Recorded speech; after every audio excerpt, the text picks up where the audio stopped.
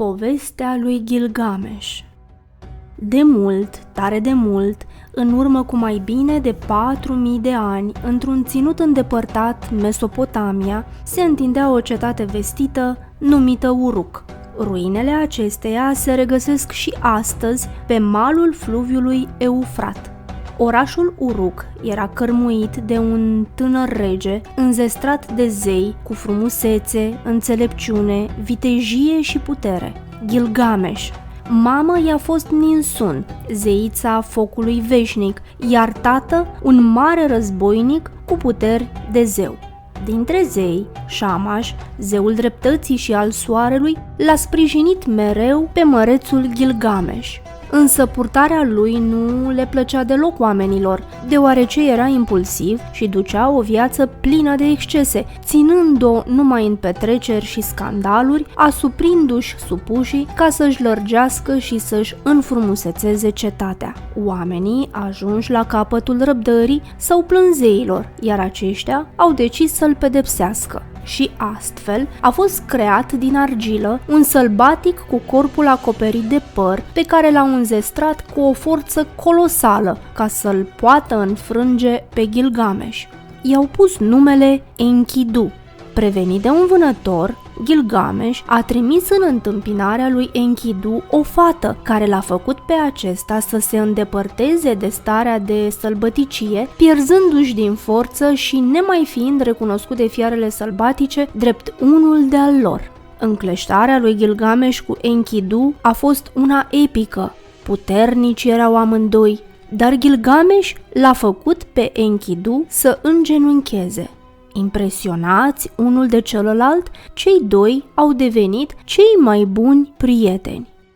Între timp, în pădurea cedrilor se afla Humbaba, întruchiparea răului însuși. Când deschidea gura, azvârlea foc, iar când urla, se clătina lumea. Cei doi buni prieteni și-au unit forțele și l-au biruit pe Humbaba într-o nouă luptă epică.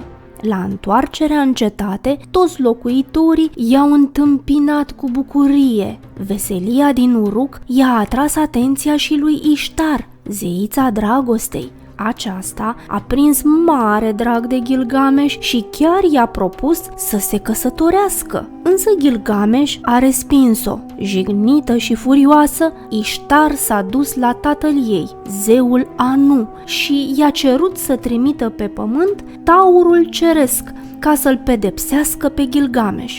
Tatăl ei i-a îndeplinit dorința, iar taurul ceresc a început să facă prăpăd prin Uruk. Dar cei doi buni prieteni, Gilgamesh și Enkidu, și-au unit iarăși forțele și l-au răpus. Mai mult chiar, Enkidu a smuls o ciozvârtă din taur și a aruncat-o zeiței Ishtar în față. Atunci zeii s-au mâniat și au hotărât ca Enkidu să moară.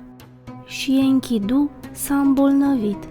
Cuprins de frigurile morții, își regreta amarnic viața nevinovată de dinainte, petrecută alături de animale. Înainte de moarte, i s-a arătat lumea de dincolo în vis. Apoi a închis ochii pentru totdeauna. După moartea prietenului său, Gilgamesh s-a întristat cumplit și-a hotărât să plece în lume ca să găsească leacul nemuririi. A mers prin poarta muntelui Mashu, păzită de oamenii scorpioni, pe drumul pe care îl străbate soarele prin noapte, până la minunata grădină a zeilor. Apoi a ajuns la hangița Siduri, de pe malul mării, care întâi s-a speriat de înfățișoarea lui sălbatică, apoi i-a spus cum să-l găsească pe bătrânul uitat de moarte Utnapishtim, călătorind spre el pe corabia lui Ur-Shanabi. Deși Gilgamesh sfărâmase într-un acces de furie făpturile de piatră care i-ar fi ajutat să treacă în siguranță de apele morții, ei au sosit totuși la destinație cu ajutorul unor prăjini tăiate de Gilgamesh dintr-o pădure și a veșmântului lui Ur-Shanabi pe care l-au folosit în loc de pânză. Utnapishtim i-a povestit cum el și soția lui i-au supraviețuit marelui potop primind de la zei, în mod cu totul excepțional, darul nemuririi. Vrând să-i dovedească lui Gilgamesh slăbiciunile firii omenești, Utnapishtim l-a provocat pe acesta să stea treaz 7 zile și 7 nopți, dar Gilgamesh nu a trecut testul și a adormit încă din prima zi. Cum să fie mai presus de moarte cineva care nu poate învinge nici măcar somnul? Impresionată de nefericirea lui Gilgamesh, soția lui Utnapishtim, care în fiecare zi din cele 7 făcuse câte o pâine ținând astfel socoteala timpului scurs pentru cel adormit, l-a îndemnat pe soțul ei să-i dea lui Gilgamesh, drept compensație sau premiu de consolare, un dar de bun rămas. Utnapishtim i-a spus lui Gilgamesh despre o buruiană fermecată de pe fundul mării, cu spini ca de trandafir care îi vor sfâșia mâinile, dar care i-ar putea readuce tinerețea când va îmbătrâni. Gilgamesh a cules-o și a pornit însoțit de Urshanabi înapoi spre Uruk, cu gândul să o testeze pe un bătrân. La un moment dat, obosit și însetat, a decis să se scalde, lăsându-și straiele și prețioasa buruiană pe mal. Atunci, un șarpe, ademenit de mireasma plantei, a mâncat-o, schimbându-și pielea și întinerind, prelungindu-și astfel viața. Tot atunci, Gilgamesh s-a văzut nevoit să-și accepte condiția de muritor.